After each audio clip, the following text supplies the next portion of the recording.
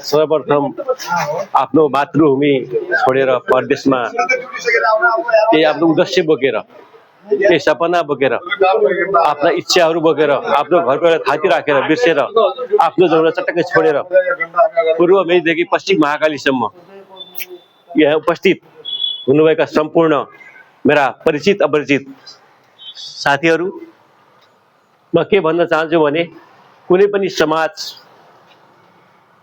Unity हुन्छ, unity बिना कुनै पनि काम सम्पन्न हुँदैन। एकता नै बल हो। हामीले यो परदेशी मातृभूमिमा रहेका, यताउता छरिएर रहेका सम्पूर्ण दुखी दिदीबहिनी दाजुभाइ सबैको भलो गर्नुपर्छ, पोजिटिभ सोच्नुपर्छ, नेगेटिभ सोच्नुहुन्न। कतिपय हाम्रा साथीहरू के छन् भने आजकल कुलतमा फँसेका छन्, जहाँ डक्सी खाने होइन, ऐयात खर्च गर्ने। किन आयो त हामी आफ्नो मातृभूमि छोडेर यो परदेशमा? सबै कुनै पनि कुरो सोच्दाखेरि हामीले त्यसको फ्युचर के हुने, हामी के गरिरहेको छौँ, ठिक कि बेठिक, हामी कुन स्तरमा छौँ, आफूले मूल्याङ्कन गर्नुपर्छ। आफूले मूल्याङ्कन गरेर समाजमा उनलाई विशुद्ध सामाजिक भावना लिएर आउनुपर्छ। त्यो समाज यसरी बन्दछ। कुनै पनि समाज बन्नको लागि सबैको सहयोग आवश्यक छ। सहयोग बिना एकजना व्यक्तिले म बनाउँछु भनेर समाज बन्दैन। त्यसमा सबैले पोजिटिभ किसिमले रिलेसनमा रहने, एकअर्का सम्पर्कमा टिप्ने। हामी कहाँ कहाँ छ रहे बसेका छौँ त, हाम्रो समस्या के छ त, के काम गर्दैछौँ, त्यो सबै टिपोट गर्नुपर्छ, अनि मात्र समाज बन्छ। यो समाजको उद्देश्य के त? यो समाज बन्दाएर मात्रै छोड्ने के? समाजको उद्देश्य के? समाजको आउटपुट के? समाजले भोलि के दिने हामीलाई? यसबाट के बेनिफिट हुने त? यसले नेपाली दाजुभाइ जो पनि प्रेस लाउनु भएको छ, पूर्व मेचदेखि पश्चिम महाकालीसम्मका सम्पूर्ण नेपाली दाजुभाइहरूले एक अर्कामा नङ मासुको सम्बन्ध राखेर एउटा जातीय, क्षेत्रीय, लैङ्गिक आधारमा विभेद नगरिकन एकदम समानता रूपमा, इन्क्लुसिभ समानताको रूपमा राख्नुपर्छ। समानतामा लिएर जाँदा समाज बन्छ। अब आज बनेको समाज, यो समाजको भोलि उद्देश्य के हो, यो समाज कहाँसम्म पुग्यो, त्यसको कुनै अर्थै हुँदैन। यसको आय कति छ, व्यय कति छ, हामीले कुन कुरामा खर्च गऱ्यौँ त? त्यसको लागि हामीलाई कोष झगडा खडा गर्नुपर्छ।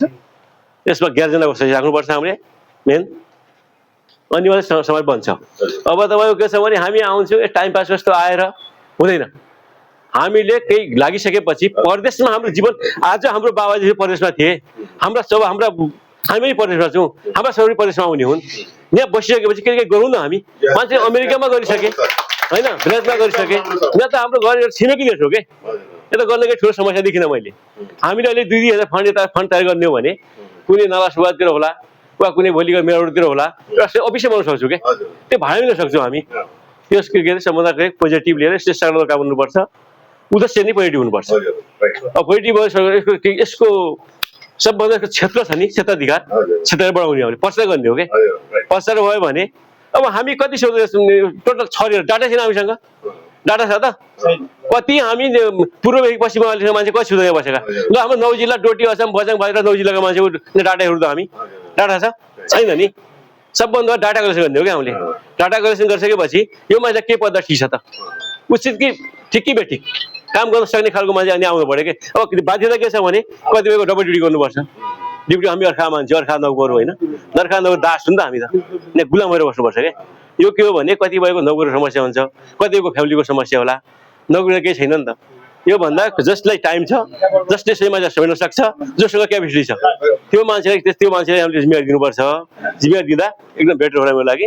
अब के हो भने हामीले एउटा स्वार्थको भावनामा गएर, सेल्फिस भएर, व्यक्तिगत हिसाबले गएर संस्था बन्दैन। त्यसमा हातीमालो गर्ने हो कि। तपाईँ हामीसँग हातमालो गर्दै जाँदा विकास, प्रगति, उन्नतिसँग जोडिएको हुन्छ।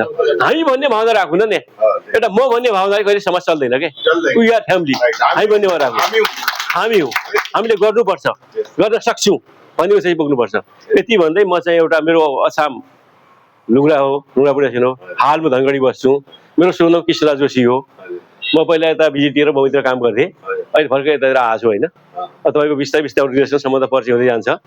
ल ठिक छ, धन्यवाद। यति राम्रो शब्द बोलिदिनु भयो, यति जोड दिलाउनु भयो, धन्यवाद।